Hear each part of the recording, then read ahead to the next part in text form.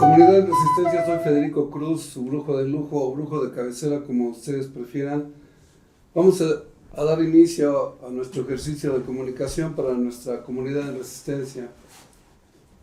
Ahora estamos de plácemes, se decía en antes, y vamos a entrevistar a Diego. Ahorita van a ver el estilo que tengo para las entrevistas. Diego, ¿quién eres? Preséntate tú, siempre empezamos así. Quejáis con la maraña, para que nos entiendan los de nuestra generación. Preséntate tú. Híjole. Bueno, pues soy Diego Arismendi, cineasta, ¿no? Cineasta, egresado del Cuecas, ya egresado en el 94, y bueno, dedicándome a este medio, ¿no? En muchos niveles, ¿no? Sobre todo como en la educación del cine. Diego tiene su escuela de cine, luego pasamos el gol para que vean lo que tiene que ver. Bien, yo no puedo ocultar mi admiración por la obra de este hombre, y me recuerdo una palabra bonita pero un poco usada, que se llama polímata. Polímata es un ente humano que tiene conocimientos profundos, humanísticos y o científicos. Hay pocos seres humanos que puedan tener esta actitud y que un amigo se lo pueda decir. Ustedes verán si tengo razón o no. La raíz de esa palabra de polímata es poli, que es muchos, y matías, que es sabiduría. Entonces, ustedes van a juzgar porque tenemos buen tiempo para que ustedes puedan aquilatar lo que vamos a hablar. Quiero hacer un marco para poder entrarle a esto, que esto es diálogo de amigos, sobre todo por la admiración que te tengo por tu trabajo y también por la manera en cómo expones las cosas. En algún momento le he platicado, por ejemplo, a Adriana, que aquí está ahorita, nos va a hacer, no sé, no me acuerdo cómo se llama eso, que agarras una mujer bonita. Paneo. Sí, mira, luego salen los profesionales. Y bueno, sobre la intención de saber qué esconde tu cerebro y por qué los pone tan bien, porque yo decía que era como las filminas, o cómo se llaman esas. Sí, las diapositivas. Las diapositivas, Uh-huh. porque todo lo cuentas en imágenes y además bien. Bien, entonces, el escudo, hay una manera muy impresionante que me gusta a mí representar la totalidad de lo que es la civilización, lo que es la cultura. Y es al leer la Ilíada, que es uno de los dos libros fundamentales de lo que es el quehacer de un hombre que se decía que era ciego, y el escudo de Ulises es una persecución que se hace cuando te dedicas al arte. Porque lo que dice la Ilíada es que es un escudo grande, pesado, bellamente cincelado por los dioses, y es el que portaba este hombre, Aquiles, en sus grandes viajes. Entonces, cuando se dice que se logra un ser humano como Borges, un ser humano como Cortázar, un ser humano como los grandes en su quehacer, es cuando es como perseguir el escudo de Ulises. No existe, pero hay seres humanos que sí lo encuentran individualmente, y podemos hablar entonces de un logro de la humanidad. Eso es lo que a mí me parece. ¿Cómo lo captas tú, tu escudo de Ulises? ¿De qué está compuesto tu escudo de Ulises? Creo que lo vas logrando, o lo has logrado, eso ya tú me lo dirás después. Y, por ejemplo, yo te preguntaría el momento, a mí me parece íntimo, de las salas de antes, porque ahora ya es diferente la comunicación que es un cuarto, desde la cama, viéndolo. Te tocó el inicio de esa gran ceremonia de que se apagaba la luz y se corría la cortina y empezaba. ¿Cuál es tu primera escena de cine que tú tienes? Tu experiencia, ¿qué es lo primero que recuerdas de una proyección de cine? Fíjate que yo viví en Nezahualcóyotl y vivía muy cerca del cine en Nezahualcóyotl, que era muy grande, ¿no? Mi mamá, Ahora hacen luchas, ¿no? no sé qué sea ahora, hace Porque muchísimos el años local, que ya no ves, los pasa. locales siempre permanecen. Era gigante, Ajá. sí, supongo que lo siguen utilizando para algo, ¿no? Pero porque es Ajá. muy grande. Y mi mamá, para deshacerse de nosotros los domingos, nos mandaba a la matiné, ¿no? Que empezaba muy temprano. ¿Y por qué no los ponía Chabelo? 3 horas. No sé. A ver, en un inicio no teníamos televisión. O Ah, sea, nosotros, la primera televisión, yo ya era consciente de que teníamos televisión. De hecho, para ver televisión nosotros teníamos que ir con el vecino y pagar algunos centavos para que nos dejara ver la televisión, ¿no? Porque no había televisión en nuestra casa. Y el cine pues era como ir y pagar y te metías a verlo, ¿no? Y este cine era muy grande. Y justo recuerdo esto Apollinaire decía del cine que era como un sueño, ¿no? Dice, de pronto todo se oscurece y se enciende una luz y comienzan esas imágenes fantasmagóricas que no existen, ¿no? Es como un sueño. Y yo recuerdo que cuando íbamos a este cine, se apagaban las luces, todo el mundo corría porque los chavos echábamos despapá y estábamos arriba de la parte de la pantalla, que era alta porque era un cine muy grande, entonces subir a la parte de la pantalla eran fácil 2 metros de altura, ¿no? Es el cine del tipo del Internacional, del Futurama, que eran de 1000 butacas. Sí, sí, sí, Ok. era gigantesco, ¿no? Hasta tenía la parte de arriba, me acuerdo, ¿no? Porque El balcón. el balcón, existía el balcón. Y para los más pobres era la galería. Seguramente, ya no Fácilmente. recuerdo tanto. ¿Sí? Y lo que pasaba era que cuando se apagaba la luz, había siempre un telón que era de terciopelo, generalmente rojo, lo recuerdo. En este caso, en el cine Nesa, pues sí era rojo y comenzaba la proyección antes de que se abriera la cortina. Entonces el desafío para los chavos era mantenerte ahí cuando se apagaban las luces, agarrarte del telón para que cuando empezara a abrirse, te jalara y tú cargando, flotando en el telón, ¿no? Y se abría el telón para empezar la película.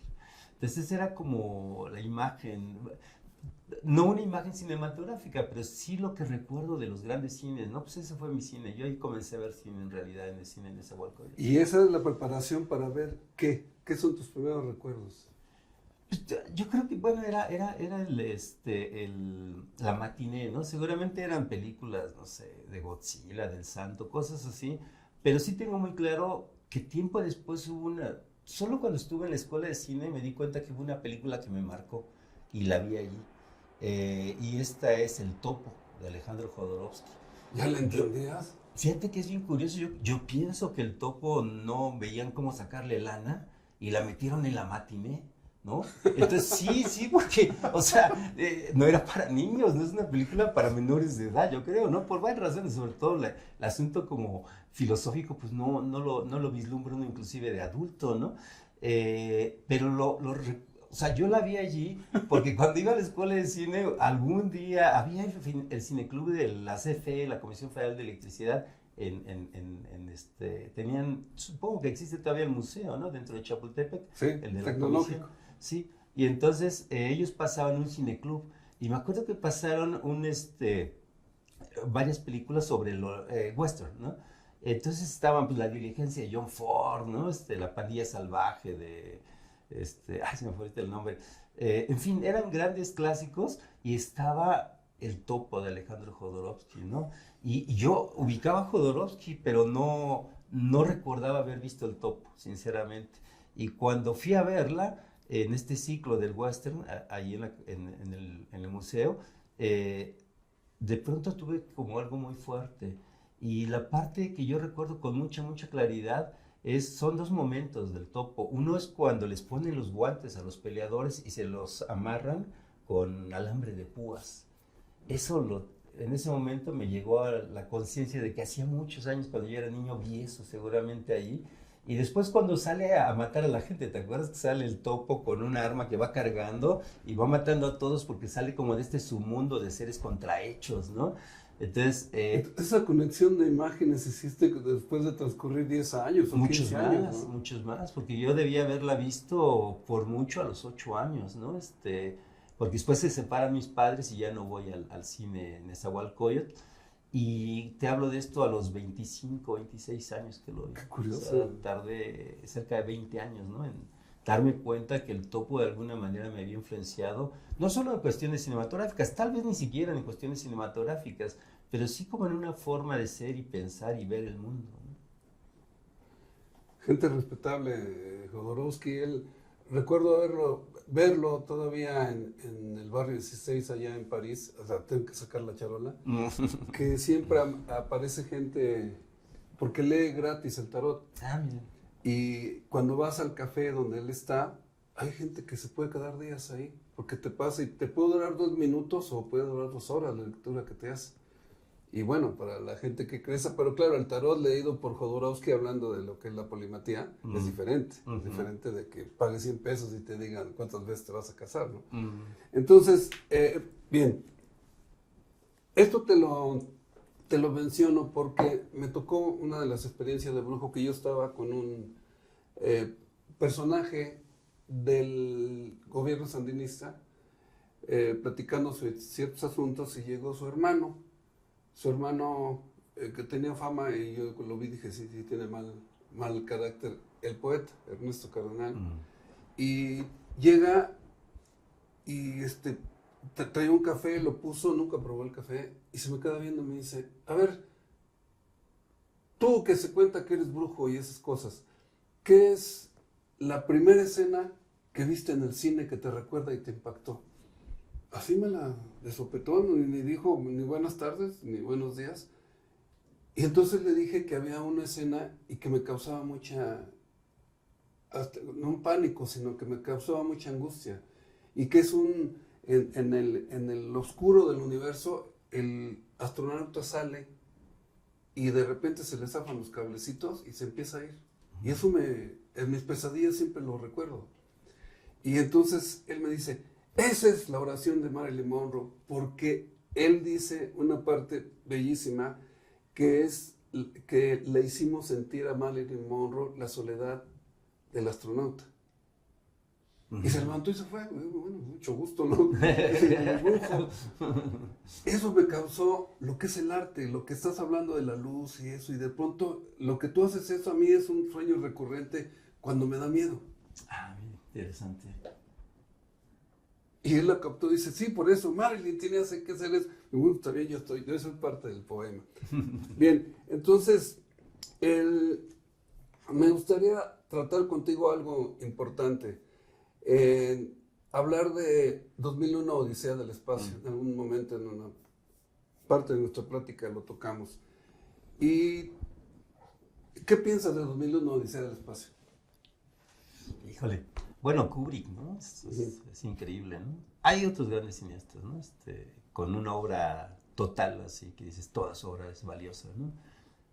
Pero uno de Él ellos... sería uno de ellos. Él sería uno de ellos, ¿no? Kubrick. Sin decir que es el mejor, es uno de ellos, de los grandes. Desde mi punto de vista es uno de los mejores, pero para mí no es el mejor porque tengo otras preferencias, ¿no?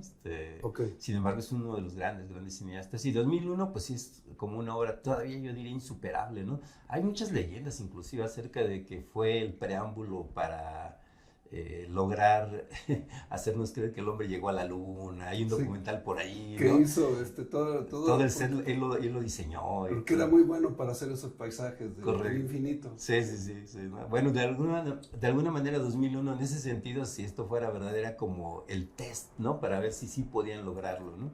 Bueno, evidentemente podían lograrlo si quisieran, ¿no? No, pues gran obra, a mí me parece una obra maravillosa. Hay una anécdota bien bonita que incluye a México con respecto a Stanley Kubrick y pocos la saben. Y esto tiene que ver con una película posterior que es Barry Lyndon. Hay una secuencia, bueno, es una película que se filmó prácticamente sin luz, digamos, eléctrica. Es una de las grandes aportaciones de él, ¿no? Claro, sí. Y entonces hicieron algunas secuencias que utilizaron velas, ¿no? Y querían filmar estrictamente con la luz de las velas. Constantemente mis alumnos me hacen referencia a esto, ¿no? Evidentemente es muy interesante. De hecho, esto forma parte de esta idea de que él hizo algo para hacer creer que el hombre llegó a la luna, porque el lente con el cual filmó es un lente diseñado por la NASA, que se lo prestaron a él. Es un lente, se dice en términos de cinematográficos, es muy luminoso, ¿no? Es un lente que capta muchísima luz. Es muy particular, no conozco otro lente, tal vez los haya, ¿no? Que puedan ser de ese nivel actualmente. Y entonces se filmó de esta manera. Pero Previo a Barry Lyndon, entre Barry Lyndon y 2001, Odisea del Espacio, está México 68, ¿no? La Olimpiada. Y hay un documental que fue un poco ocultado, yo diría ocultado durante muchísimos años, ¿no? No se mostraba, que es la primera vez que se filmó una Olimpiada, fue la Olimpiada de México. Porque en Tokio se había hecho realmente una película que no incluye toda la Olimpiada, son cuatro disciplinas que cuatro cineastas retratan y es una obra maravillosa también, pero no es toda la Olimpiada. La primera vez que se registra una Olimpiada es la de México 68. Y había un gran problema en los interiores, cómo filmar los interiores, porque en ese momento para la gente que entiende de ISO, ASA, sensibilidad, era muy bajo, entonces se tenía que sobreiluminar, lo cual no era correcto para los atletas, ¿no? Era demasiado calor y demasiada luz. Hay un personaje que yo siempre hablo de él y me gusta hacerlo, el maestro Antonio Reynoso, que fue el encargado técnico junto con un francés de desarrollar cómo se iba a hacer todo el proceso, ¿no? De captación de imágenes hasta terminar la copia. El maestro Antonio Reynoso entonces, junto con el francés, hicieron un proceso, yo no entiendo exactamente cuál es este proceso, por medio del cual a nivel de laboratorio se podía extender la sensibilidad de la película, de esa película de entonces, y entonces lograr que con la luz que había en los interiores se pudiera tomar las imágenes perfectamente bien. Hablamos de lugares, los gimnasios donde se llevan a cabo ciertos eventos, ¿no? Esgrima, no sé, cosas así. Box, gimnasio. Seguramente, sí, todo lo que era interiores. De hecho, la secuencia final, quienes no la vean, búsquenla, seguramente Es está un ahí. extraordinario documento, ¿eh? Y la secuencia final es una maravilla, secuencia. extraordinario. Esa la hizo Antonio Reynoso. Dicen que él era quien determinó seguir a este atleta que se va cayendo. Es impresionante, el del maratón. El maratón, que El es el que maratón. cierra Tardó 9 horas y media en terminar. Cuando entra ya no hay nadie. Y se va cayendo, más las ambulancias iban atrás. Y él no permite que lo levanten, claro. No Porque si no permite. lo descalifican. Sí, es que a mí me causó mucha, igual que lo del astronauta, porque tiempo después fui el encargado de la conservación del estadio, cuando yo trabajé, y les decía que se ven las torres iluminadas, y me decían, no es cierto, hasta que les llevé a ver, eran 4 torres las que estaban iluminando, 2 grandes y 2 chicas, y después quitaron las chicas, para esa iluminación. Ok. Porque ya no existen las torres chicas. Y le decían, miren aquí esto, y se quedaron todos. Bueno, pues es que yo soy viejito del 68, ¿no? Pero es impresionante cómo el barco Sí, se detiene, que es... No, y llega, me parece que cuando llega el estadio está ya prácticamente vacío. Está vacío. Pero termina, ¿no? Esa es Termina una la escena carrera. impresionante, Sí. porque no hay nadie. Nada más Ya estaban es los él técnicos. solo, sí. Y no es como los maratones ahora que ya defensean. Después de 3 horas van defenseando al que va atrás, que ya vámonos a comer. Sí, no lo dejan. Y dicen que es el maestro Reynoso quien con esa sensibilidad de Reynoso, captó ese momento y lo siguió hasta el final. No recuerdo si es la secuencia que cierra el documental, pero bueno, regresando a la idea de Kubrick, cuando Kubrick ve este documental, comienza a pensar cómo lo hicieron para poder captar las imágenes en interiores de esta manera, sin sobreiluminar. Y bueno, supongo que alguien le explicó, y él envió una carta al Comité Olímpico Mexicano, Stanley Kubrick. Esta carta debe de existir, donde agradece por el logro creado para los cineastas, haciendo rendir de esta manera. Figura, Y es el maestro Antonio Reynoso quien estuvo detrás de este logro. En esa... O sea, Paul Leduc, el director, el que aparece como director, voy a ver los créditos para ver lo del maestro. Fíjate que no es Paul Leduc, es Alberto Isaac, si mal no recuerdo. Probablemente... Fueron varios. Sí, claro, probablemente Paul Leduc pero el crédito se le asigna a Isaac. Creo que Alberto Isaac, si no mal no recuerdo. Bueno, ahora sus apuestas, el experto es él, pero yo soy el brujo. Entonces, bueno, estamos Stanley Kubrick y su finura que hace con eso. Ahorita recordé, porque tengo una hija que se dedica a la astrofísica y me decía que, yo le decía, oye, los alemanes tienen los lentes, tú sabrás de eso, y sí, la óptica alemana. Pero ella me decía, no, para los telescopios la NASA. Entonces debe ser ese lente que debe ser los telescopios que ahorita ya se ven casi al final del universo deben tener esa, pero debe ser un secreto bien guardado. Sí, no, yo me imagino que militarmente deben de tener cosas superiores a lo que utilizó Stanley Kubrick, ¿no? Yo imagino, no creo que se hayan quedado ahí. ¿Quién sabe qué habrá? ¿Y cómo definirías tú entonces el trabajo de Stanley Kubrick? La luz, la sombra, ¿qué es lo que maneja él que te hace relevante en cuanto a la luz? Fíjate que uno de mis alumnos recientemente me hizo ver algo de Kubrick que yo no había observado. Hay tres formas de filmar en cine, tres técnicas de realización se le llama. Y hay una que es la más sencilla, digamos, ¿no? Que es lo que se utiliza un poco lo que ahorita está pasando en este momento, que una cámara nos toma a los dos, otra te toma a ti, otra me toma a mí. Se llama máster con protecciones. Y él me decía que Kubrick utiliza mucho eso y es como mal visto, digamos, ¿no? O sea, eso se entiende más como para alguien que empieza o ciertos tipos de proyectos, de productos que no son realmente artísticos. Y me quedé pensando y dije, sí, es cierto. O sea, entonces la maestría de Kubrick está en otras cosas, ¿no? No está en esta forma de colocar la cámara como por ejemplo lo es Martin Scorsese, ¿no? O sea, Martin Scorsese, el encuadre es sumamente importante y siempre está modificando, lo cual lo hace como muy valioso, ¿no? Para Kubrick no es eso. O sea, está muy limpio el encuadre, pero no llega a esta forma sofisticada de algunos cineastas, ¿no? De que ahora ya se volvió medio un circo, ¿no? Si ahora vamos a ver la cámara, como hay tantos artefactos, ya es más el movimiento y todo esto que el interés artístico por el encuadre, ¿no? Es simplemente sorprender al auditorio con nuevos movimientos, cosas extrañas o difíciles, y Kubrick no hace eso. O sea, es muy sobrio, diríamos, ¿no? Entonces, ¿dónde está la maestría de él? Yo creo que también en el tema. O sea, Kubrick es el tema. Sí, yo creo que Kubrick es el tema. Él es el encargado de cerrar cualquier género, yo diría, ¿no? Porque, Oh, sí, el que claro, cierra y apaga cierra la el luz. género, no, cierra el género, o sea, cualquier género Oh, qué o sea, floresota. sí, no, o sea, uno ve 2001 y dices, a ver, ¿quién supera 2001 en ciencia ficción, no? Y piensas, por ejemplo, en la guerra, ¿no? Películas sobre la guerra, dices, sí hay algunas que le pueden competir, pero Cara de Guerra, ¿no? Oh, Scarface. ¿Quién supera Cara de Guerra, ¿no? O sea, él cierra los géneros, ¿no? Porque después de él, ¿qué haces? Esa tropa caminando sobre los... Ellos van a seguir destruyendo porque ya nomás quedan los esqueletos de los edificios. Fíjate que... Pero además, ¿te acuerdas que van cantando? Sí, como La no, la canción de del Mickey club de Mouse. Mickey Mouse. Sí, que nosotros nos educaron en las caricaturas, ¿no? Sí, y en Que, las sí, series. que van a cantar, porque es su trabajo matar, ¿no? Sí. Fíjate que le pedí a Guillermo un poco más de tiempo para decir esto. En una conferencia que di al CCH, conmemorando el 68, dije, te dedicas a la pedagogía, por esto es importante. Dije, ¿cómo conecto a los chavos con algo que a ellos no les interesa? Porque estamos hablando de 68 en 2001, ¿no? Uh-huh. A nosotros nos tocó la corretiza y la muertiza, la mortandad en octubre. Pero ya estaba hecha. Le dije, ¿qué se descubre en 68? Y dije, inmediatamente les digo, está de negros, empiezan los changos y los actores, que es otra, ¿cómo se le ocurrió, no? A los actores están trabajando como changos y los changos, ¿y qué está haciendo? Es impresionante.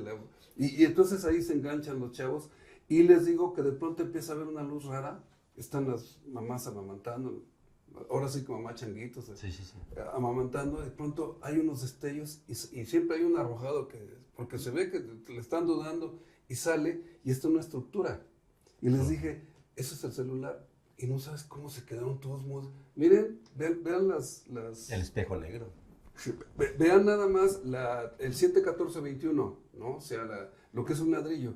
Eso es lo que a ustedes los tiene totalmente anonadados. Y se prendieron los chavos. Ahí los capturé, entonces sí ya puedes seguir desarrollando, ¿no?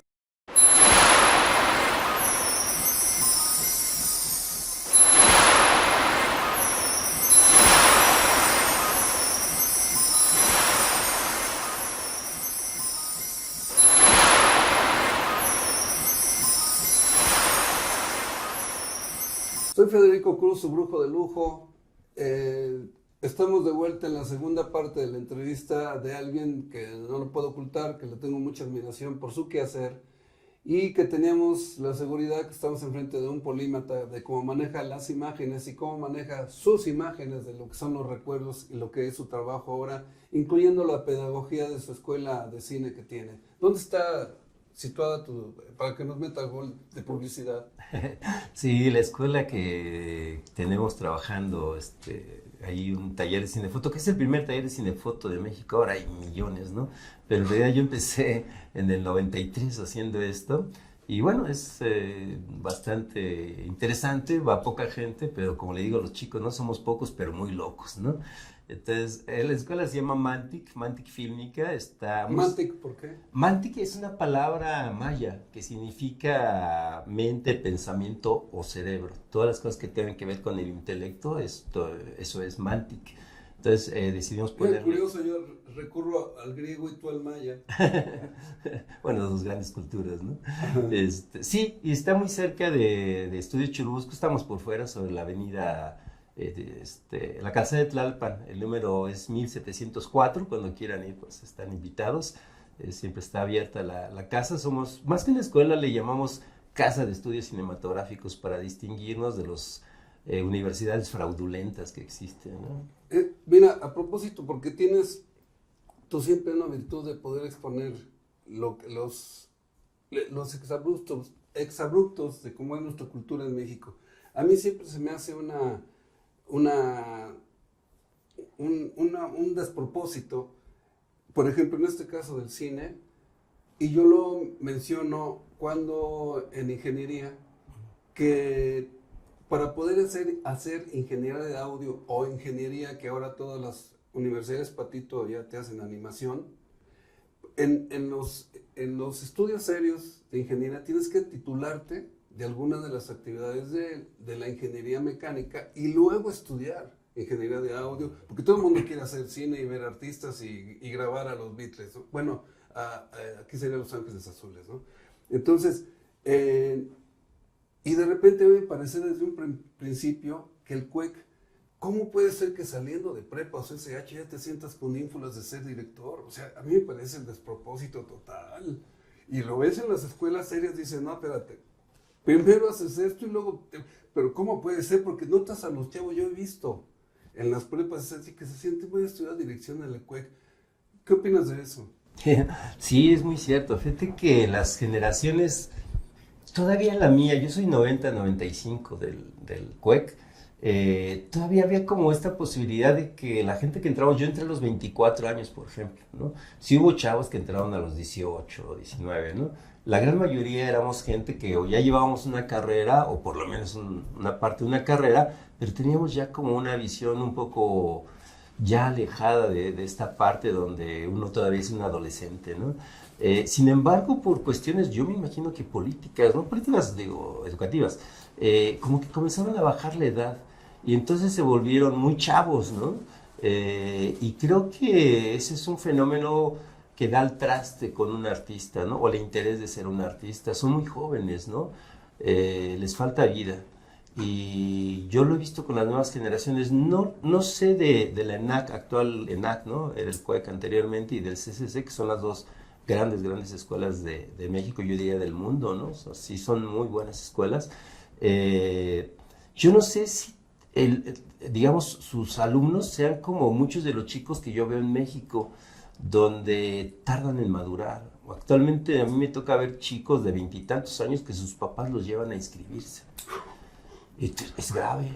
Yo lo he visto en el kinder y me parece exagerado. No, pues yo me acuerdo que yo a mi mamá cuando iba por mí a la secundaria, primero secundaria, un día le dije, mamá, ya no vengas, me da mucha vergüenza porque mis amigos se burlan de mí, ¿no? Que mi mamá me viene a recoger en la secundaria. Entonces, fíjate que yo platicando con compañeros les decía, yo no creo que esto sea a nivel mundial. Creo que tiene que ver con la guerra del narcotráfico de Felipe Calderón, donde las mamás, porque son esa generación, seguramente en ese momento eran niños muy pequeños todos ellos, ¿no? Ahora tienen 20 y tantos años, y seguramente los sobreprotegieron con esta situación que hubo en el país, ¿no? Donde podía pasar cualquier cosa en cualquier momento, y quizás las madres los sobreprotegieron y les costó trabajo madurar, ¿no? Entonces, pero y a nivel ya de cine, yo sí les digo, híjole, cuando van a estas universidades a estudiar, les enseñan lo primero es pedantería 1 y pedantería 2, ¿no? O sea, antes de ser cineasta ya son pedantes, ¿no? Entonces, bueno, me gusta mucho estar molestando. Algunos alumnos me dicen que soy un profesor buleador. Le digo, bueno, yo les digo la verdad, ¿no? Entonces, pues, se aguantan. Pero sí es algo terrible, ¿no? Y lo que les falta, pues, es vivir, ¿no? O sea, vivir, porque lo sobreprotegieron y de pronto no saben las cosas, ¿no? O su mundo es muy pequeñito. Son pocos los que realmente pueden como tener un universo más grande a esa edad. Fíjate, es curioso, ahorita estaba pensando, cuando nosotros, la brigada que nos meten al bote en el 68, las clases se reanudan en diciembre. Se declara el luto porque no pudimos, que nos dieron en toda la torre. Y la brigada tenía 5 mujeres, la que nosotros manejábamos. Nos impresionó mucho que ya, eso fue en primero, pues todo el resto del año y el segundo, las mamás de esas compañeras las iban a acompañar y se metían a clase. Porque está señalando eso que socialmente, dices, es muy impactante, lo extiendes un poco más que una estupidez de parte de un presidente y lo que provoca miedo en la población, y eso es, cuando es impune, es lo que enoja. Sí, correcto. Bien, bueno, hay alguien que me interesa mucho hablando de polímatas, ¿no? De Guillermo, de ti, bueno, uno de ellos es Carl Sagan, con respecto a la astrofísica. Afortunadamente tengo una hija de ese nivel que le entiende. Y por su labor de divulgación científica, él fue tachado por sus compañeros, así como de, este es un charlatán. Simplemente él quería decir lo que estudiaba y qué significaba, ¿no? Tiene unos logros importantes en cuanto a lo que la NASA le consultaba, o él le decía a la NASA lo que tenía que hacer. Por ejemplo, la idea de los Voyager, las 2 naves que están ahorita en el infinito, y que entonces es la 1 y la 2, que se lanzaron en los 70s, y que todavía ahorita nomás con el viento solar se van, obviamente ya no tienen energía, sino simplemente la captan de la luz de donde puedan. Es un adelanto, sin mencionar a los gringos, pero es un adelanto civilizatorio. Pero lo que era muy importante, y fue su aportación de Carl Sagan, era que mandaron música. Entonces, y en placas de oro, porque es un mineral que puede aguantar cambios de temperatura, etcétera, para que no se oxida, por ejemplo. Y que entonces se podía hacer se podía entender en base a gráficos. Pero entonces se mandaron 2 piezas mexicanas, por ejemplo, ¿no? 2 rolas, se lanzaron Beethoven, el himno a la alegría, o sea, eran cerca de 100 canciones.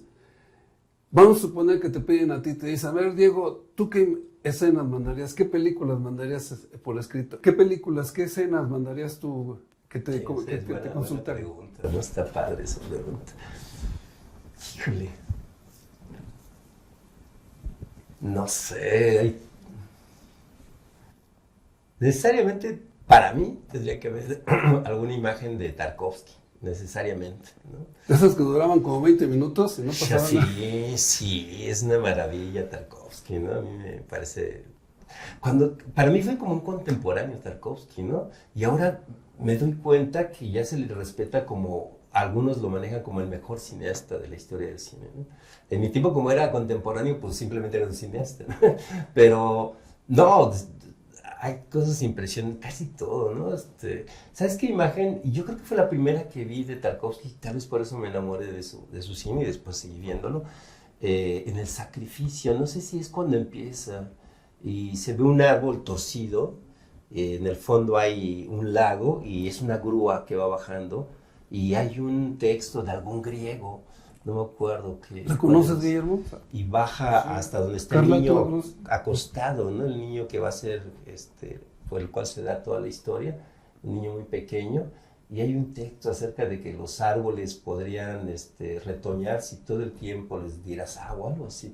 Pero la imagen es poderosísima. Con el tiempo supe que ese árbol lo armaron.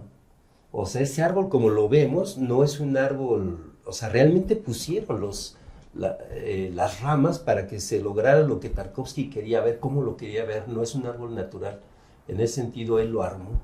Entonces, pero la imagen es muy bella, es muy, muy bella, y tiene muchísimas, ¿no? Sí, Tarkovsky. Yo diría, si me dan a elegir también, pues yo diría Teo Angelopoulos, ¿no? O sea, hay tantas cosas de Teo así bellísimas, bellísimas. ¿Cuáles son las de Teo que mandarías? Híjole. Las escenas. Tal vez porque fue la primera que a mí me tocó verla ya conscientemente de quién era Teo Angelopoulos, Paisaje en la niebla. Paisaje en la niebla es una historia muy, muy fuerte, ¿no? De un par de niñitos que van a buscar a su papá, griegos que van a cruzar varios países para encontrar a su papá, tratar de encontrarlo en Alemania.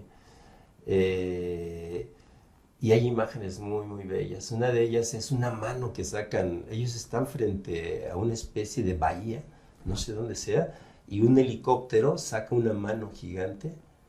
Uno pensaría es parte del Coloso de Rodas, ¿no? ¿Qué es esto? Y la mano viaja en el aire, ¿no? Y los niños la observan. No lo conozco. Es una imagen impresionante. ¿Ustedes la conocen? Sí, no, tiene cosas bellísimas o sea, son dos grandes cineastas, ¿no? Tarkovsky y Angelopoulos. Te alboroto, o sea, o te provoco. ¿Mandarías algo de Hollywood? No, tal vez del cine independiente norteamericano, pero las producciones hollywoodenses definitivamente creo que no. Los No del mandaría. festival que hace Robert Redford, ¿cómo se llama? Sundance. ¿Alguna de Sundance? Hay cosas padres en Sundance, pero realmente son gente que llega y no es Hollywood. Por ejemplo, hay una que se llama Otro Planeta, que la vi alguna vez, desde los 15 años, es una belleza, ¿no? O sea, y es que llegan gente que hace cine con pocos recursos y maravillosas películas. Andamos en eso, changuitos. Sí, pero propiamente Hollywood es esta gran industria, ¿no? Donde hay las grandes productoras como Universal, Warner, que siempre van a vender lo mismo, ¿no? O sea, una forma de observar el mundo que es la forma que ellos quieren que el resto del mundo la observe, ¿no? Star Wars es la telenovela que siempre nos venden de belicismo. Claro, ¿no? Salvando al soldado Ryan, por ejemplo, tiene cosas que no son reales. Por ejemplo, tiene una secuencia donde los hombres en el desembarco, el día de... los 19 minutos que se dura. Y se lanzan al agua y supuestamente les disparan los malvados alemanes, ¿verdad? Y los matan abajo del agua. Está comprobadísimo que una bala, la más poderosa, no puede viajar más de 1,5 metros en agua dulce. En agua pesada no podría alcanzar a matarlos. Sin embargo, ¿por qué lo hacen? Esa es la gran pregunta. ¿Por qué nos quieren hacer creer eso? Porque son los malos los que están Sí, disparando. claro, no, pero además es falso, totalmente falso. Ya de por sí fue un acto de heroicidad por sí mismo. ¿Por qué ponerle más cosas, no? Ahora, como bien dicen los rusos, ahora y tienen total razón, ¿no? Ellos pagaron más que el resto del mundo para liberar a Europa del nazismo, ¿no? 20 millones. 20 millones bueno, eran rusos, pero soviéticos en su Sí, momento. la ¿no? Unión de Repúblicas Soviéticas Y Socialistas. terminaron con el 70% del ejército alemán. O sea, el resto de países solo lograron acabar con el 30%. Sí, y los gringos entraron ya tardecito, Muy ya, tarde, muy mientras tarde, se desgastaron sí. y ya le entraron Pues con digo, todos los equipos. eso los encumbró, ¿no? O sea, Sí. es muy claro. Y después viene el plan Marshall, con el cual se apoderan de muchas cosas, de las pantallas de cine del mundo, con el plan Marshall. Eso está clarísimo. Ya nos está saliendo el color rojo en los comentarios. Entonces, y por último, ¿te atreverías a poner una mexicana? Sí. Ah, qué Sí. bonito, a ver. Sí. Los ojos de María Félix o No, fíjate que no. Sarita Montiel bailando con Pedro Infante. No, tampoco. No, tendría que sacar de alguna película que bueno, El Topo es mexicano, por ejemplo, ¿no? O sea, El Topo. ¿Pondrías El Topo? Sí, yo pondría algo del Topo, sin lugar a dudas, sin lugar a dudas. Y seguramente de Paul Leduc, ¿no? De Paul Leduc hay cosas maravillosas, ¿no? Sí, cineasta poco conocido, pero maravilloso cineasta, ¿no? Es lamentable que no lo conozcan, ¿no? Porque va a ser una gran persona. Paul Leduc Segura, cuando la vemos ahí, digo, Rey México Insurgente, ¿no? Hay unas cosas extraordinaria. Heraclio Cepeda como Sí, como Pancho Villa, Villa. es un gran villano, ¿no? ¿Y Yo qué digo, actuación? parece el mejor Villa que yo he visto. Qué actuación. A pesar de que era periodista. A pesar de que terminó como diputado y todas esas Sí, cosas, sí, ¿no? sí. Pero la adicción que tiene, que entonces el convencimiento de que es Villa, de que cuando se le enfrenta al gringo, nosotros hacemos esto, pero a ti te toca fusilarte porque eres una espía, ¿no? Sí, no, es una gran película, ¿no? Es maravilloso. Yo creo que Paul Leduc tiene grandes películas, ¿no? Es un rara avis, ¿no? De nuestro cine, ¿no? Sí, tiene cosas maravillosas. De él pondría algo seguramente.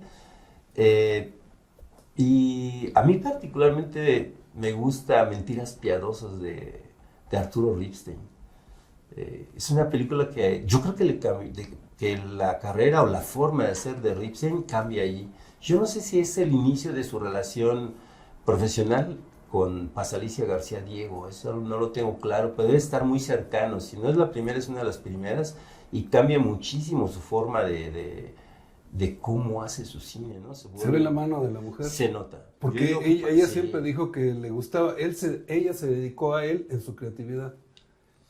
Se nota un cambio, ¿no? O sea, no estoy muy seguro cómo es su filmografía cada película, pero para mí ahí hay un parteaguas de la forma de hacer de Arturo Ripstein. Me parece uno de los cineastas más consolidados de México, ¿no? Porque tiene una obra entera, ¿no? Gigantesca, y un mundo, ¿no? Un mundo que no traiciona nunca, ¿no? O sea, sí tiene su mundo y con eso lo sostiene como autor, ¿no? Y particularmente a mí me gusta mucho. No sabría qué parte como imagen podría tomar, porque a veces ocurre eso con las películas, son un todo, ¿no? Difícilmente quitas una parte y dices, esta parte vale más que todas. Creo que es el caso de Ripstein, ¿no? No hay como imágenes icónicas de él, ¿no? O sea, que sí las hay de otras películas, pero de él, yo no sé cuál imagen así vista como una imagen fotográfica, es decir, un solo shot, una sola toma, como una foto fija, no sabría si hay una de él, fíjate, que tenga el poder que tiene su obra, pues, ¿no? Porque como que en él es toda la obra, o sea, es toda la película es lo que vale, una sola parte no la podrías como valorar al nivel que tiene toda la película. En cambio hay grandes cineastas que sí tienen como imágenes icónicas, ¿no? El Topo tiene un montón. Yo me atrevería, igual el guayabazo y cebollazo, me atrevería para ver si podemos mostrarla. Cuando andábamos trabajando en la película de las hierbas, en la búsqueda, ¿cómo decías? De la cueva de las orquídeas susurrantes. Y me susurré cuando lo escuché. Bien. Pero tienes una foto de una película de una estación del metro. Sí. A mí me parece, yo te representaría ahí. Es para poderla tener yo en lugar de Lin May. Bueno, en un lugarcito junto a Lin May.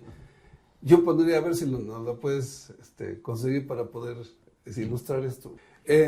Hay dos autoras que me interesan porque fueron muy definidas al respecto. Es Cristina Pacheco y la otra es Elenia Poniatowska, que tienen libros dedicados a la luz de México. Y dentro de esos fotógrafos, ¿a quién tú respetas como fotógrafos, independientemente del cine? Porque ya nos dije, estabas comentando algo muy interesante de la película de la Olimpiada de México y del maestro Antonio Reynoso. ¿Lo puedes decir de él, lo que pasó con el Museo de Arte Moderno y eso? Claro, sí, Antonio, yo tengo la certeza ya, ahora, de que sí existen mafias culturales y que estas mafias culturales se dedican a hacer a un lado a quienes no quieren que existan más, ¿no? ¿Cómo? Pues no mostrando su obra, no hablando de ellos, simplemente los hacen a un lado, ¿no? Que se mueran por inanición. Sí. ¿Ese es en cualquier evento cultural o solamente en países como el nuestro? Me refiero, por decir, el tercer mundo. Es buena pregunta, fíjate. No, yo creo que puede ser en todo el mundo. Recuerdo, viví en Quebec bastantes años y recuerdo un par de cineastas que, aunque eran muy nacionalistas, un poco los olvidan, ¿no? Y tienen una obra interesantísima, pero no al grado de aquí, ¿no? O sea, yo creo que aquí sí hay una mafia muy establecida que yo puedo hablar muy bien del cine porque lo conozco, ¿no? Me he dedicado pues más de la mitad de mi vida al cine. Y entonces sucede que hay gentes como que las tratan de olvidar, de hacerlas a un lado, a tal grado que, por ejemplo, hablando del maestro Antonio Reynoso, hay una película muy bella que seguramente pueden encontrar en YouTube, ¿no? Es constantemente alguien la sube, es una belleza de película, se llama Los Bien Amados. Esta película se compone de 2 mediometrajes. Uno de ellos se intitula Un alma pura, basada en un cuento de Carlos Fuentes, y la otra se llama Tajimara, basada en un cuento de Juan García Ponce, el maravilloso Juan García Ponce, ¿no? Y entonces Tajimara está fotografiada por Antonio Reynoso y dirigida por Juan José Gurrola. Creo que es el único trabajo cinematográfico de Gurrola, porque él era teatrero, ¿no? O sea, un tipo súper loco, a mí me quedó muy bien. Era teatrero en su vida. Sí, no, sí, o sea, su obra era como él, pues, ¿no? Sí. Lo cual es padre, ¿no? Porque no traiciona nada, es él, ¿no? Su obra Sí. es él. Pero la película es extraordinariamente bella y tiene la fotografía de Antonio Reynoso. Entonces, Antonio Reynoso fue además un fotógrafo, sobre todo un fotógrafo de foto fija, muy, muy querido y un gran fotógrafo. Hay muchas anécdotas que puedo contar de él, pero muchos grandes fotógrafos y fotógrafas se refieren a él como su maestro sin que él jamás haya dado clases, simplemente por ser el personaje que era y por su obra. Cuando el Museo de Arte Contemporáneo de Nueva York por primera vez compró obra de fotógrafos mexicanos en los años 60 o 50, quien vino a comprar obra solo compró a 2 fotógrafos en ese momento. Uno era Manuel Álvarez Bravo, El indispensable. Sí, ¿no? No podemos hablar de otra cosa de Álvarez Bravo, pues es el gran fotógrafo mexicano. Y el otro fue Antonio Reynoso. Entonces, Antonio Reynoso tiene ese nivel y lamentablemente no hablan mucho, ¿no? Ni se les celebra tanto. En nuestra escuela, en Mantic, tenemos un foro que lleva su nombre, ¿no? Antonio Reynoso. Qué bonito homenaje. Sí. Porque sí, se posterga. ¿Y tú notabas que lo trataste? ¿Notabas frustración, pesimismo, No, decepción? No, eso es lo grande de alguien como él, ¿no? O sea, su vida la terminó reparando cámaras. ¿Puedo contar una anécdota lindísima? A ver, viene. Sí, él tenía él reparaba cámaras, o sea, yo le digo, era como el Yoda no sé, un señor chiquito, así, se movía lentamente, pero pues un sabio, ¿no? Y entonces tenía una mesa de este tamaño más o menos, redonda como esta, que todas las piezas que iban sobrando o reparaciones que hacía, las aventaba allí, y había un cerro así, literalmente un cerro de tornillos y piezas de cámaras, cosas por el estilo, llenas de grasa, ¿no? Pues todo era normal, ¿no? Pues es una cuestión mecánica. O sea, ¿tú estuviste en su casa? ¿Eso era en su casa? Sí. ¿Estaba casado? Tiene una hija, pero yo no conocía a su esposa. Yo No, imagino que tal vez la esposa no lo aguantaba. No soportaba.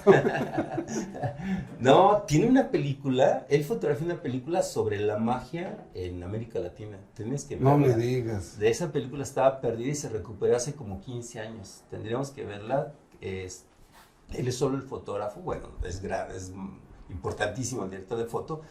Pero la anécdota les quiero contar, es bien linda, porque estando yo en su casa, él estaba arreglando una de las cámaras que yo tenía que llevar a rodaje, porque era de la escuela, y me dijo, espérate, ahorita te la entrego. Se tomó quizás una media hora en arreglarla, y mientras yo estaba ahí entre los tornillos, ¿no?, de esa mesa, jugando, viendo a ver qué hacía, yo y el maestro estaba arreglando la cámara, y encontré una pequeña postal, de estas que son ya impresas como para Navidad y que traen algún Santo Claus o cosas por el estilo. Pero este Santo Claus era muy raro, era como flaco y como verdoso.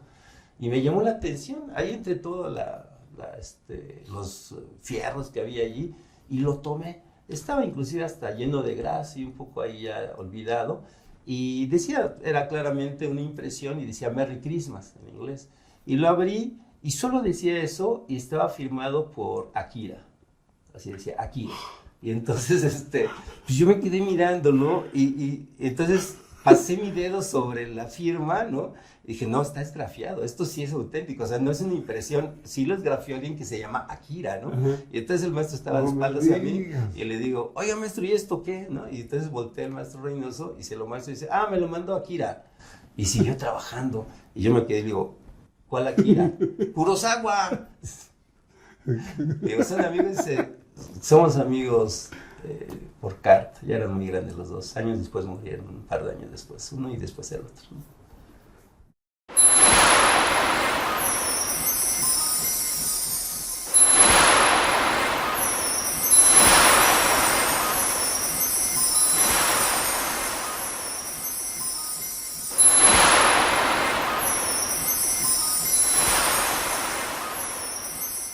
Estamos en esta tercera parte de la entrevista de alguien que admiro mucho y espero que ustedes sí han seguido han tenido la saga en sus manos y en sus mentes de lo que estamos platicando.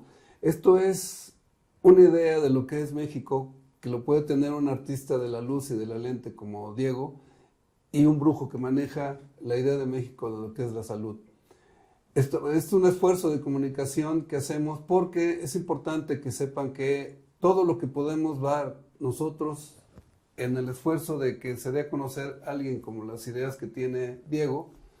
Y vamos a continuar entonces en el esfuerzo de comunicación, lo que hablábamos de esta persona que él admira mucho, que trabajó en la película de México 68, y les recuerdo cómo la entrada de los mariachis, que eran 2000 mariachis que entraron cantando, 2000, cantando las golondrinas, eso, se mete en el ADN. Cómo no, cómo no. Es un gran documental, tienes que verlo. Es impresionante. Porque además lo restauraron, ¿no? Con la tecnología digital hace, no sé, 15 años por ahí. Y es muy común ahora verlo en YouTube o tal vez a través de la página de Filmoteca de la UNAM, ¿no? Pero es maravilloso. Ojalá lo puedan tener. Pero a ver, síguenos diciendo de la postalita de Akira. Bueno, no, el maestro Antonio Reynoso tiene en su haber muchas cosas.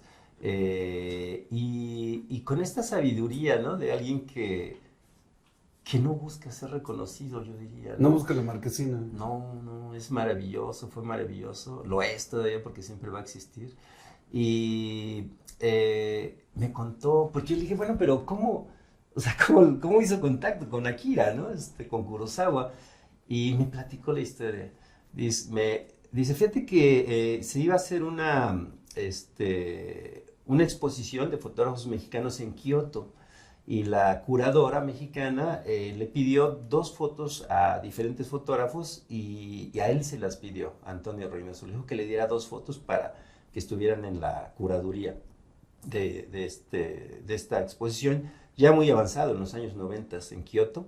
El maestro entregó 2 y me dice, una de ellas la tomé una mañana que estaba en una playa, de estas playas vírgenes que había en México, tal vez todavía las haya, esperemos que sí. Las vírgenes. Y las playas vírgenes. Bueno. Y entonces dice, yo me levanté, como todo fotógrafo, van cargando siempre su cámara, ¿no? Esperando encontrar algo, ¿no?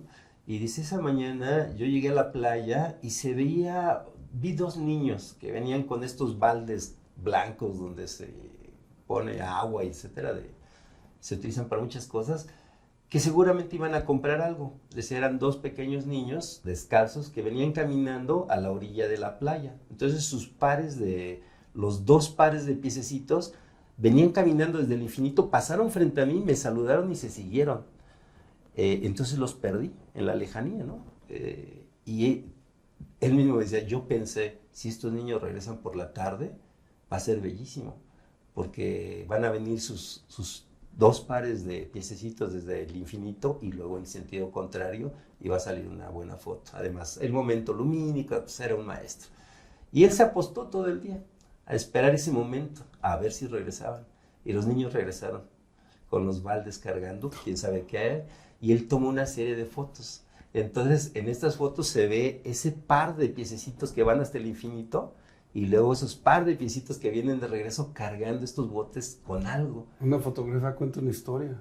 Claro. Y entonces dice que cuando esta fotografía la vio Akira Kurosawa, que visitó esta exposición en Kioto, quiso conocer al director de foto. Y entonces, bueno, al fotógrafo que había tomado esta fotografía. Y entonces lo contactaron y fueron amigos epistolares los últimos años de su vida, Akira Kurosawa y el maestro Antonio Reynoso. Que me sorprende eso. Y ya lo vimos en la primera parte que tratamos de hacer algo, me platicabas de él y perdí, lo voy a retomar. Y bueno, en fin, es una emoción escuchar eso en boca de Diego.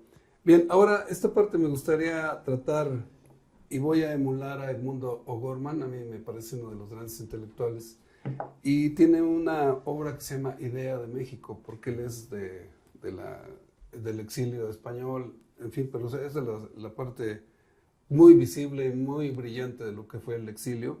Hay sombras, pero él es luz. Y, a ver, pongo el entorno para que nos hables de cine mexicano y digo por qué. Nuestro asesor musical, Sergio Basurto, él fue torero, se arrimó en la juventud. Cuando le comenté que íbamos a hacer trabajo contigo, porque él se va a encargar de la música, ¿te acuerdas de lo que estamos haciendo? E interpretación también. Y él me pidió con mucha atención, porque es un hombre que de cine sabe muy poco, pero de torero me dice, dile que te hable de torero. Y, ¿qué es eso? O sea, que no, es que es un... Me dice sus datos y yo te los pasé a ti y resulta que te dije que el director era Carlos Velo. ¿Qué nos comentas de eso? Bueno, pues básicamente la película Torero de Carlos Velo, no soy muy aficionado a la fiesta brava, ¿no?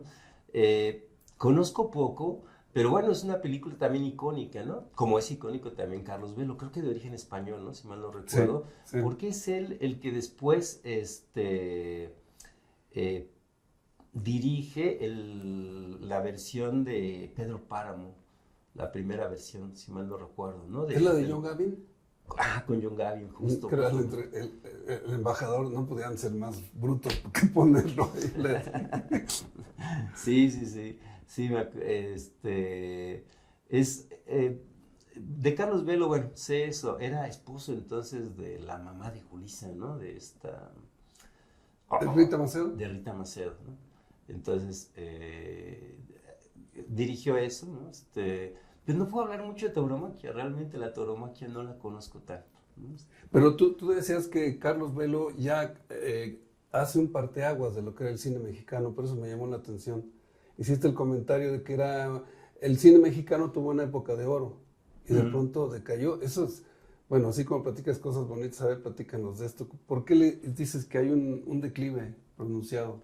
Sí, no estoy seguro que sea Velo quien sea el parteaguas, pero pertenece yo creo que a ese momento, ¿no? Tenemos esta idea que también pasa, por ejemplo, en la plástica mexicana, ¿no? El rompimiento, ¿no? La generación de rompimiento. En el cine mexicano venimos de esta como tradición de tener la época de oro que le llamamos, ¿no? Y que son grandes películas, ¿no? Particularmente no me parece la mejor parte de nuestra cinematografía, pero no puedo uno negar que son súper grandes películas, ¿no? Y grandes directoras. Gabaldón, muy olvidado, ¿no? Entre otros. Y de pronto viene esta generación muy setentas, ¿no? Que de alguna manera Velo las impulsa, porque Velo no es de esa generación, es anterior, ¿no? Es una persona ya bastante mayor, y entre otros, por ejemplo, se dice que impulsó a José Agustín, ¿no? José Agustín dirigió creo que una o dos películas, ¿no? De su gran admiradora, gran admirada Angélica María. Correcto, porque además eran novios y nadie lo sabía, ¿no? Todos creían que sus novios de Angélica pues eran cuates acá, bien... Sí, no, era tan feo que no se podía merecer a Angélica. No.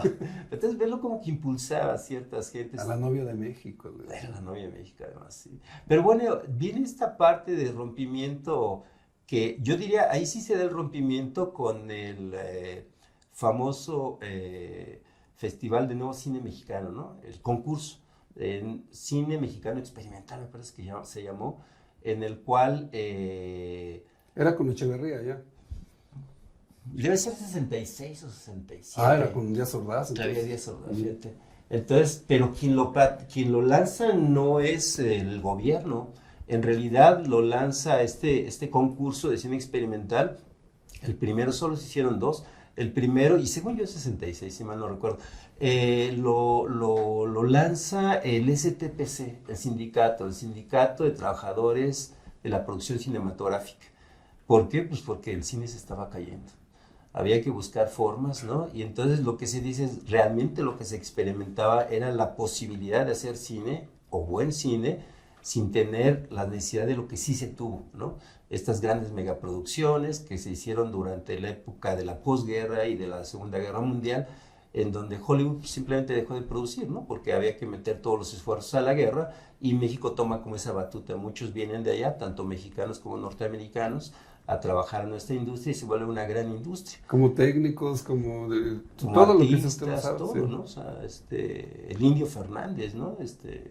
Casi todos ellos se formaron. Ismael Rodríguez, que fue asistente de King Vidor, ¿no? Entonces yo no sabía que había sido su asistente, que pues con razón tiene esa filmografía también bien interesante el maestro, ¿no? Tiene cosas muy bellas, evidentemente tiene cosas muy populares como Pepe el Toro y esta trilogía, pero tiene cosas increíbles, ¿no? El maestro también.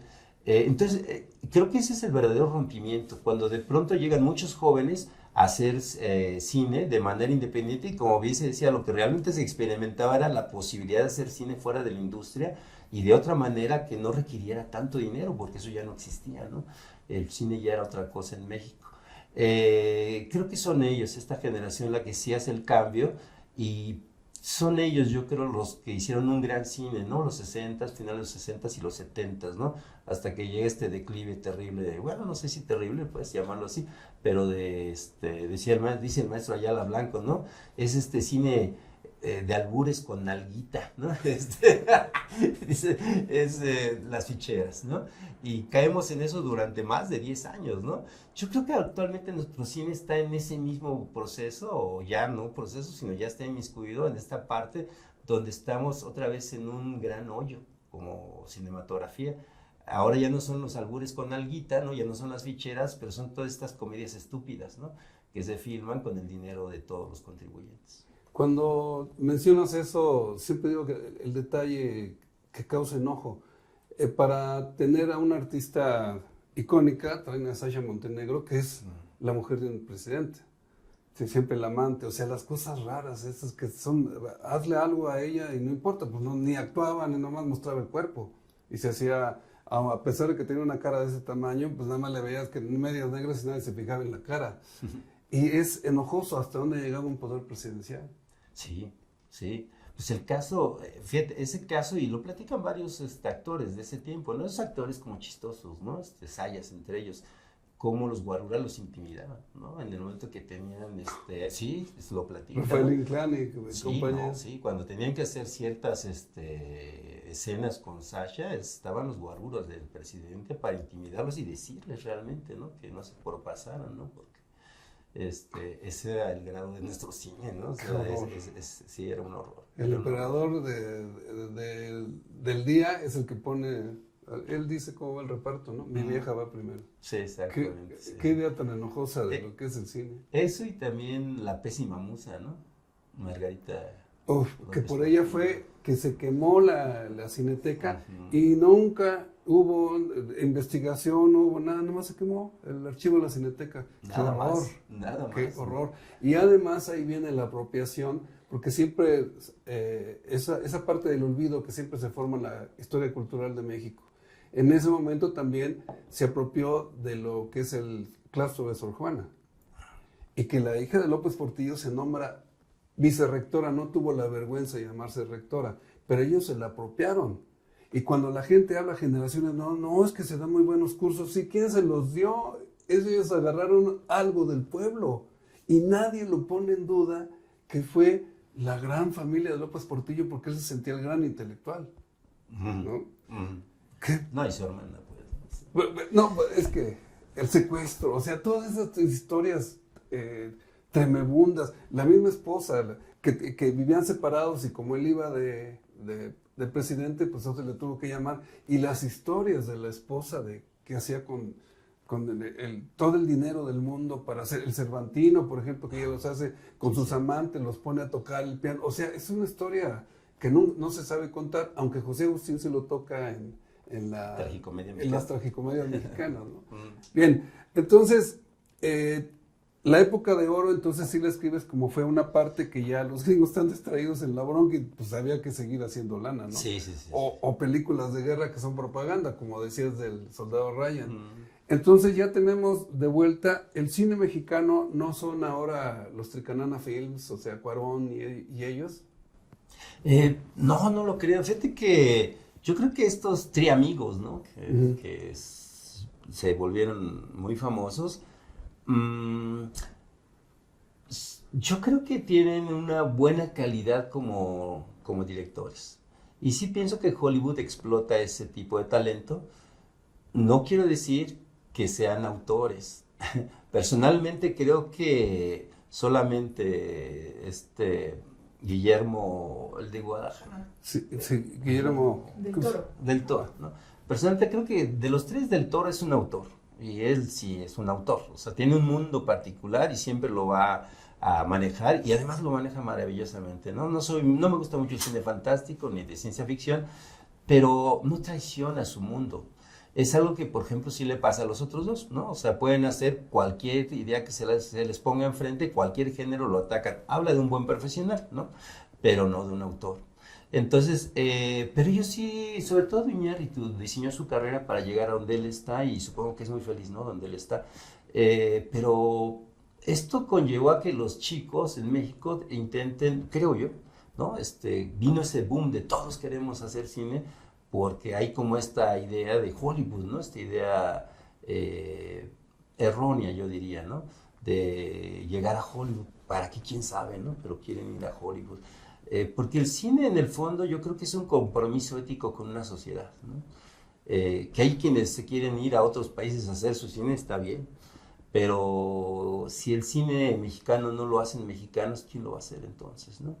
Y creo que en ese sentido algunas escuelas, y básicamente hablo de las dos grandes escuelas de México, siguen formando adecuadamente, yo no sé si bien, pero adecuadamente a algunos compañeros, ¿no? Lo que falta es como esta parte de pensamiento, donde uno se sienta como cineasta, como un artista, inmiscuido en una identidad, y eso no se los dan, ¿no? De repente son chavos que quieren ir a hacer Marvel, ¿no?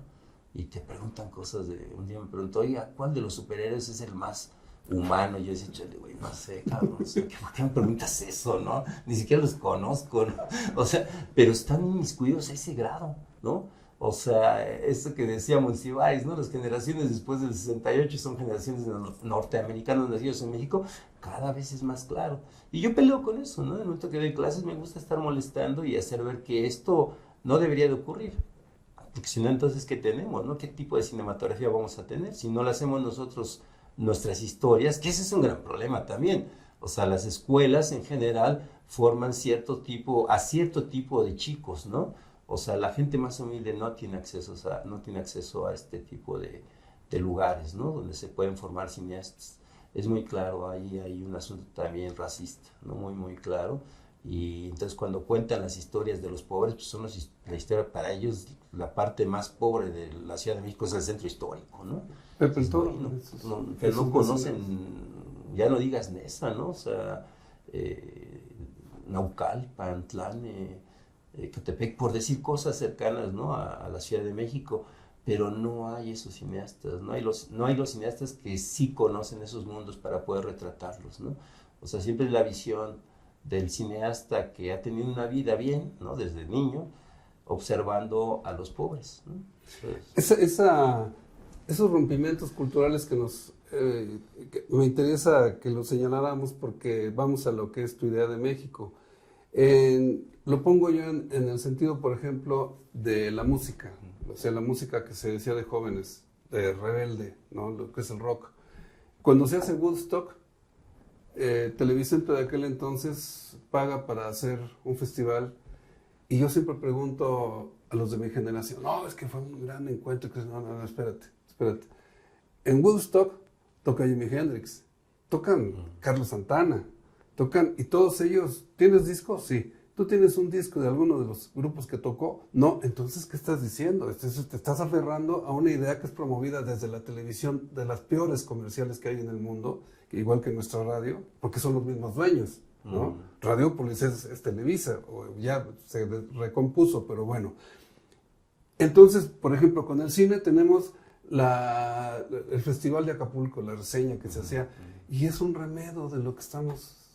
De lo que se hacían, venían 2, 3 artistas y hoy todo el mundo se sentía que ya Johnny Weissmuller lo quería recuperar, pero es un remedio nada más lo que nos están haciendo. O por ejemplo la premiación de los Ariel, ¿no? Y de vuelta, si ves los Goya, los problemas que tienen los españoles para que luzca más o menos su cine, pues es que todo es una copia de lo que hacen los gringos, ¿no? Sí. Esa es la historia de México, ¿no? Siempre el querer arremedar, y sale precisamente un remedo, y se notan las costuras de cuando haces el remedo, ¿no? Sí, a mí me parece que, sobre todo en la parte de cine en México, como digo, pues es mi labor, ¿no? Siempre me he dedicado al cine. Si hay como esta forma, no es nueva lo que está pasando ahorita, por ejemplo, con el asunto Trump, ¿no? Hay mexicanos pro-trumpistas, ¿no? Que Sí. les encantaría que el país se hundiera, ¿no? Bueno, o sea, O se uniera, pero sin nacos. sí, claro, ¿no? Sí, sí, pero los feos no entran, ¿no? Pero también lo hay en el cine nacional, ¿no? Entonces sí hay como esta forma de para ser mejores hay que parecernos a los que son la potencia mundial, ¿no? En este caso puede ser europeos, pero sobre todo norteamericanos. Entonces lo que se hace son como copias. Inclusive yo me acuerdo, por ejemplo, que el año que ganó como mejor música una película que se llamó Filadelfia, y que la música era de Bruce Springsteen, ¿no se acuerdan? Ese año ganó como mejor música Alex Lora en los Arieles, o sea, es ridículo, ¿no? O sea, En los Arieles, sí, es ridículo. el síndrome de Filadelfia, ¿no? Se llamaba algo No así. me acuerdo cómo se llama, ¿no? Que era una planta que se descompone en la planta atómica. No, era sobre homosexuales, ¿no? Si no recuerdo. Se llama Filadelfia, según yo. ¿Ah, sí? Solamente. Ah, Sí. ¿está bien, Diego? Yo me acuerdo que había un síndrome, pero Probablemente hay otras, digo, es un nombre muy genérico, ¿no? hasta un queso. Ah, sí, sí, es cierto. Sí, es cierto que es Filadelfia. Bien, entonces, por último, ¿cuál es tu idea de México? ¿Es una idea, es una imagen, es una luz, es una sombra, son tinieblas? No, yo creo que es luz, actualmente. Bueno, tú también has estado fuera de México muchas veces, ¿no? A mí me tocó estar, pues literalmente exiliado 10 años, ¿no? Y observar a México desde fuera es interesante, porque cuando regresas te das cuenta de que cuando no te puedes salir de la bola, no ves que la bola está rodando, ¿no? Simplemente estás dentro de esta bola y la bola rueda y tú no sabes que estás rodando, pero cuando sales de la bola y dices, ah, mira, rueda, ¿no? Ves muy diferente. Tengo la impresión, bien y mal México, ¿no? O sea, mal por toda la herencia, además de política social que tenemos, ¿no? Hablaba de esta situación del narcotráfico, que los chicos, yo no sé qué va a pasar con ellos, ¿no? Son chicos de entre 20 y 30 que tienen mucha necesidad de protección, ¿no? De sus padres. Y luego se extrañan de que no quieran salir de la casa de sus papás. Sí, no, pues es que es eso. O sea, ¿qué va a ocurrir con esa generación? ¿No? Y luego les viene el COVID encima, ¿no? Es una generación... Primero el SIDA y luego el COVID, más miedo socialmente. No, claro, ¿no? Y de por medio la guerra del narcotráfico, Sí. ¿no? Entonces, es una generación que ojalá ellos se den cuenta y puedan superar eso, ¿no? Porque creo que a veces no son conscientes ni ellos ni sus papás de lo que les está ocurriendo. Es muy grave. Es muy grave que chicos de esa edad tengan que depender de sus papás, no solo económicamente, eso, bueno, a algunos nos tocó así, ¿no? Pero el caso de ellos es una dependencia muy grande, o sea, muy grande. Yo creo que tiene que ver con esta forma de protegerlos demasiado, ¿no? Eso es por un lado, creo que ojalá y esto cambie, ¿no? Para las siguientes generaciones, yo espero que sí. Pero por otro lado, sí somos como un faro actualmente en el mundo, ¿no? Yo pensaría. Tradicionalmente las izquierdas siempre fueron europeas o sudamericanas, ¿no? Independientemente del inicio de la izquierda en la Unión Soviética, bueno, después Unión Soviética, y tal vez un poco en Asia, ¿no? Con las guerras de los años 60 y 70.